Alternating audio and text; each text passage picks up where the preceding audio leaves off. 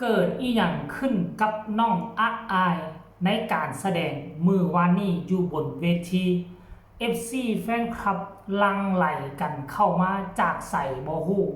จนปิดหน้าเวทีบ่มีม่องให้ยืนเพราะน้องอะอายเพียงคนเดียวทักทายสบายดี FC แฟนคลับของอะอายสกุลณพร FC ของเจเบาลาวทั้งสองฝั่งของบ่ว่าจะอยู่ทั้งฝั่งไทยและก็ฝั่งลาวมาพบมาพ้อกันคลิปนี้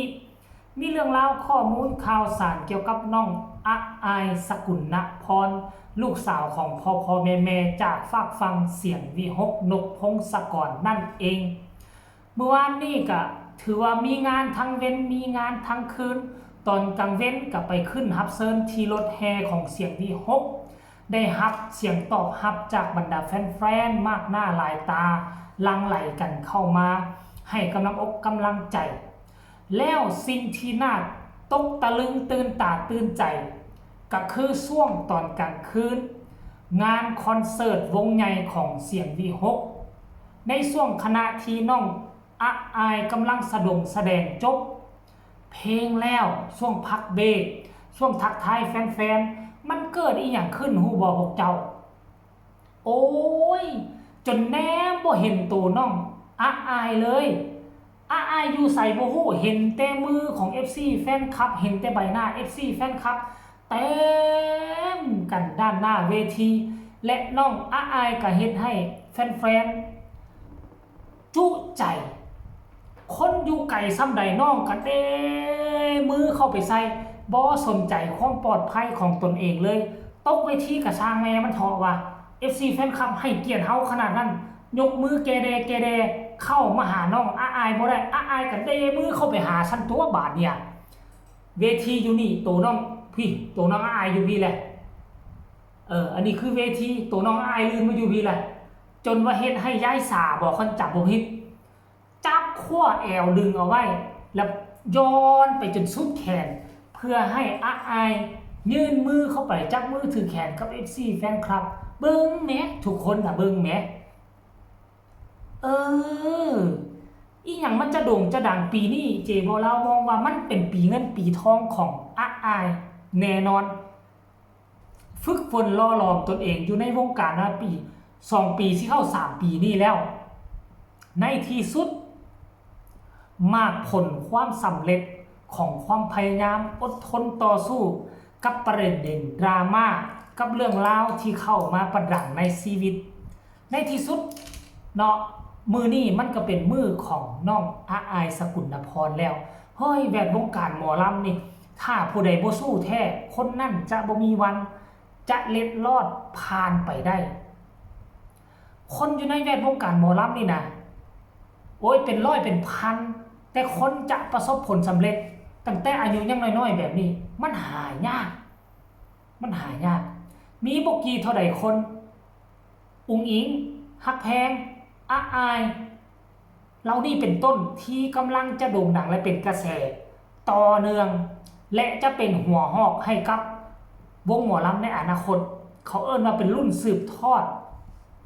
แล้วก็มีน้องธิดาลาวกำลังโด่งดังกระแสกำลังมาแห้งทานผู้ชมแล้วก็มาติดตามเบิ่งว่าน้องธิดาลาวนี่เนาะจะไต่เต้าตามหลังเอ้ยทั้ง3คนนี้ไปได้ดนส่ำใดก็ต้องมาลุ้นเบิ่งว่าฐาน FC แฟนคลับของธิดาลาวจะมากน้อยเพียงไหนท่านผู้ชมตั้งแต่ค่อยติดตามอะอายสกุลพรมานี่นะนี่ถือว่าเป็นครั้งแรกที่ค่อยเห็น FC ขับค้าหนาแน่นขนาดนี้จนว่าแน่นเอียดแล้วนะจนว่าบุเข้าไปหาหน้าเวทีบ่ได้เลยนะค่อยติดตามมานี่เกือบปีแล้วครึ่งฤดูกาลที่ผ่านมาจนสิ้นสุดฤดูกาลจนมาถึงทุกมื้อนี้ค่อยก็ติดตามทั้งบอสนุทั้งยายสาพากันดึงแอลลานเอาไว้เลยดึงเอาไว้คือทึกคือโคมคัดบ่ดึงเอาไว้ตกเวทีเท่านั้นได้จนว่าได้ประกาศใหม่จนว่าได้ประกาศใส่ไม้ว่าอย่าสู้ดึงเด้อตกเด้อว่าซั่นเด้ท่านผู้ชมมันเป็นเรื่องน่าเหลือเชื่อบ่อยู่ปีนี้กับดังเปียงป้างพุดขึ้นมาเลยนะโยท่านผู้ชมอันนี้มันคือเรื่องที่เป็นตาหน้าเหลือเชื่ออันนี้แหละคิดดีทำดี ปฏิบัติดีเคารพคายอ้อย่อนบมือเอาไว้เหนือหัวเคารพผู้รักผู้ใหญ่บรมครูอยู่ในวงการบรมครูอยู่ในวงของตนเองในที่สุดสิ่งที่พยายามมามันก็ประสบผลสำเร็จอายุกับ19เข้า13ปีแต่สามารถมีฐาน FC แฟนคลับขนาดนี้มันบ่ธรรมดาเลยท่านผู้ชมอันที่เขาไปเฮ็ดโพใช่กันว่าคนที่มีหมอลำที่มีผู้ที่ตามหลายที่สุดว่าซั่นเด้มีเพียงแต่ 3-4 หมื่นว่าซั่นโอ้ยความจริงแล้วนะผู้ที่ตามนี่นะประมาณ 200,000-300,000 นี่ละแต่ว่าเพจของนางเพจเก่าที่เขาแฮ็กไปใส่บ่ได้ความจริงฐาน FC แฟนคลับของน้องนี่มันอยู่ประมาณ 200,000 ผู้ที่ตามแล้วล่ะมาสังเกตเบิ่งคอนเสิร์ตเมื่อวานนี่คันผู้ที่ตามเพียงแต่3-4 หมื่นมันจะมีคนมากองกันอยู่หน้าเวทีขับค่าหนาแน่นขนาดนี้บ่ท่านผู้ชมเจบ่เล่าเห็นแบบนี้แล้วก็อดใจบ่ได้ก็เลยเอามาเฮ็ดข่าวบ่คิดบ่ฝันว่าจะโด่งดังเปรี้ยงปังข้ามคืนอีกแล้ว